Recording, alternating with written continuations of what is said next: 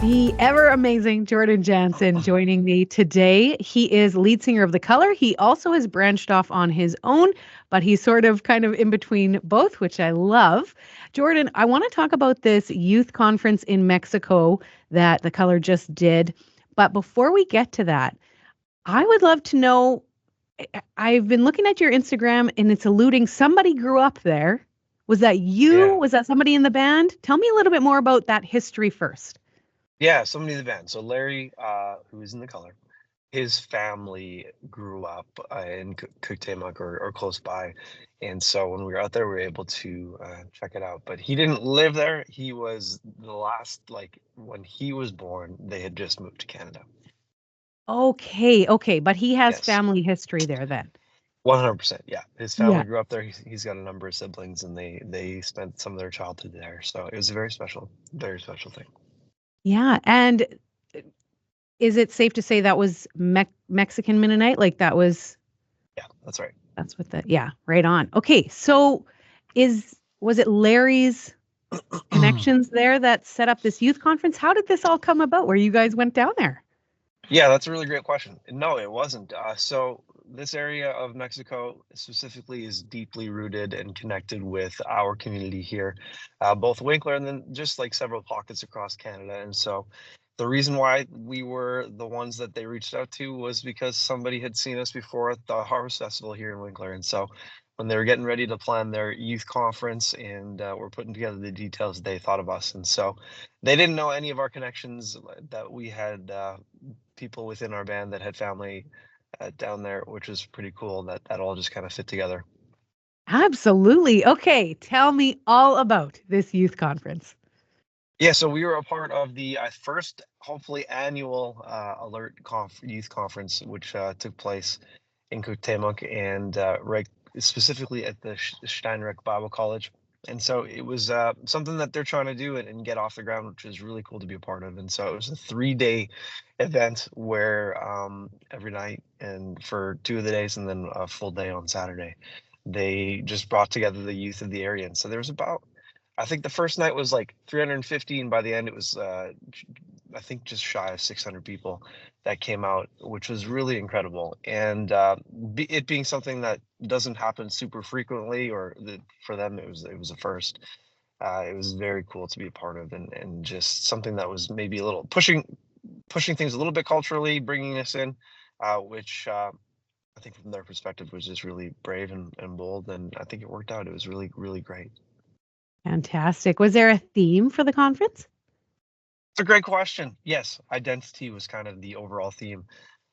Identity My in favorite Christ. topic.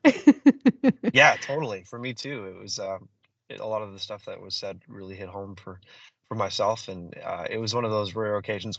We've been in seasons where we've done a lot of youth conferences and a lot of conferences in general, and there is a point where you start to disconnect, or you need a break, and so you take your time and this was one situation where I was able to kind of soak it all in, and it was really encouraging just to hear these people love Jesus, and the people who were putting it on just had a really have a heart for their community and a desire to remind the young people of their true identity and the value that they have in the eyes of Christ. And so it was powerful to be a part of. Fantastic. Did you guys fly or drive? Yeah, we flew for sure. We Nice. flew out of Fargo to Dallas, and then to Mexico, Chihuahua, Mexico. And we were picked up there by the team. And yeah, I mean, every time you go into a different community, there's always like just culturally things that are a little different. Being in a different country is something that we have done as a band, but it's been a little while since we've ventured out just with the nature of the world over the last couple of years. And so yeah, it was different, in a really great way, and it was cool to see. As I said, this community is so deeply rooted and connected to that area of Mexico, and to be able to put some context for myself. I mean, I've grown up with people who were classmates that came from Mexico.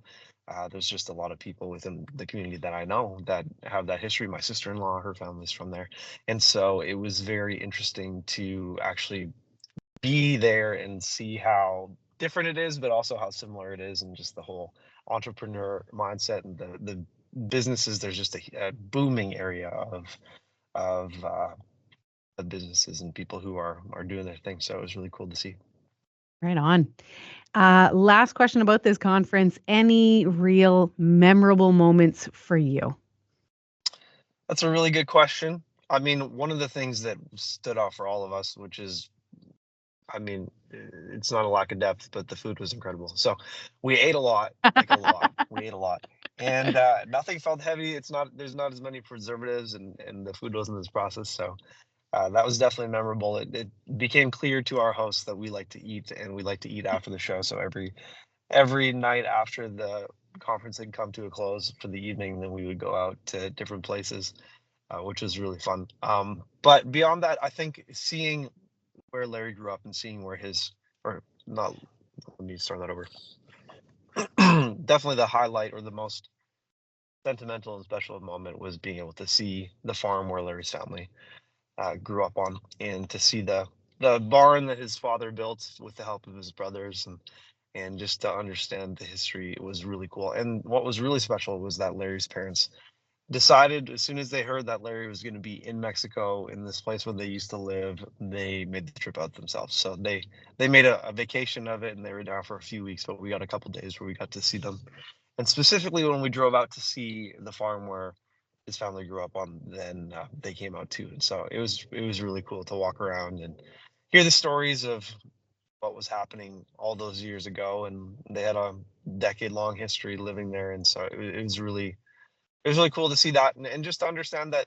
I mean, for them, they made some very conscious decisions to move to Canada for reasons that were a bit out of the norm, and they were really brave and bold with their decision. And so it was inspiring. It was emotional. It was all of the things, and we're really thankful. It's definitely going to be, I think, for Larry, it might be his favorite trip ever, and for all of us in the band, it's going to be at the top of our list for a long time.